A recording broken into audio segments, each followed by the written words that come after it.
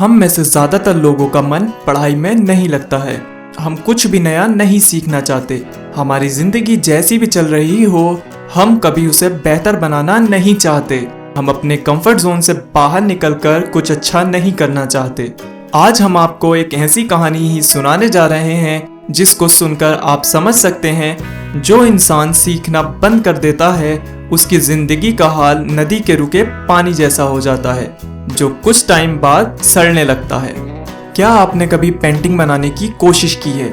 अगर आप एक अच्छे चित्रकार नहीं हैं, तो क्या आप उम्मीद कर सकते हैं कि आपकी पेंटिंग 10 रुपए में भी बिकेगी?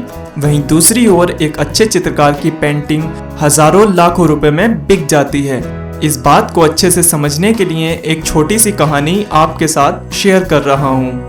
एक चित्रकार था जो अपनी पेंटिंग बनाकर बेचा करता था।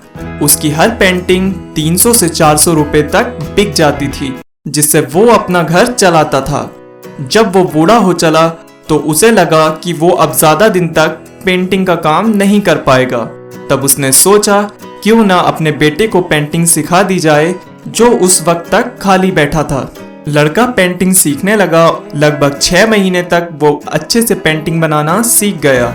जब वो अपनी बनाई पेंटिंग को बाजार में बेचने गया तो उसकी बनाई पेंटिंग को किसी ने 100 रुपए में भी नहीं खरीदा।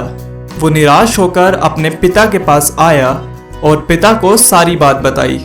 उसके पिता ने उसको समझाया कि तुम्हें निराश नहीं होना चाहिए, तुम्हें और अच्छे से पेंटिंग बनाना सीखना चाहिए। लड़का अपने पिता से और अच्छे से पेंटिंग बनाना सीखने लगा। लगभग 3 महीने बाद उसने दोबारा जाकर पेंटिंग बेचने की कोशिश की। इस बार उसकी पेंटिंग के 200 रुपए मिल गए। लड़का बहुत खुश हुआ। अब हर रोज वो पेंटिंग बनाकर ले जाता और 200 से 250 रुपए के बीच में वो पेंटिंग बाजार में बेच आता। एक दिन वो अपने पिता से बोला, पिताजी, मुझे पेंटिंग की बारीकियां सीखनी है, जिससे मैं अपनी हर पेंटिंग को 400 से 500 रुपए तक बेच सकूं। पिता अपने बेटे की इस बात से बहुत खुश हुए। उन्होंने अपने बेटे को सिखाना शुरू कर दिया। कुछ महीने बाद वो अपने पिता से भी ज्यादा अच्छी पेंटिंग बनाने लगा। उसने 400 से 500 रुपए तक अपनी पेंटिंग को बेचना शुरू कर दिया। टाइम बीतता गया। अब बेटा अपने पिता से और ज्यादा अच्छी पेंटिंग बनाने लगा था। अब उसकी पेंटिंग के बाजार में 800 से 900 रुपए तक मिल जाते थे। लड़का काफी खुश था।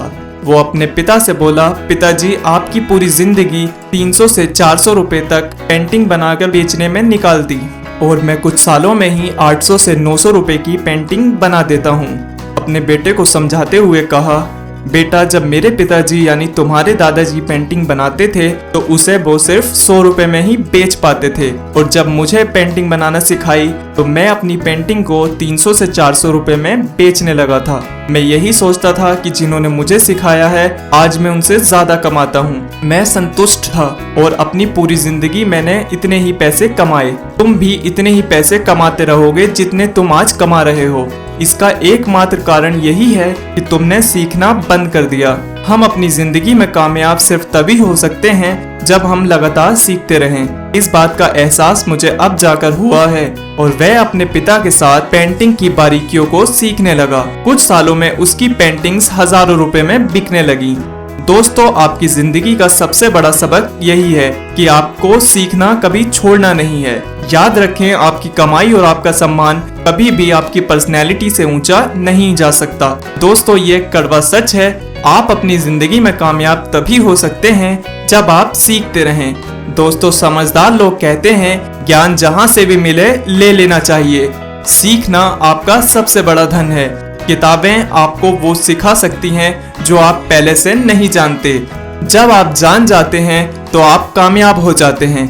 उम्मीद करते हैं आपको ये कहानी पसंद आई होगी।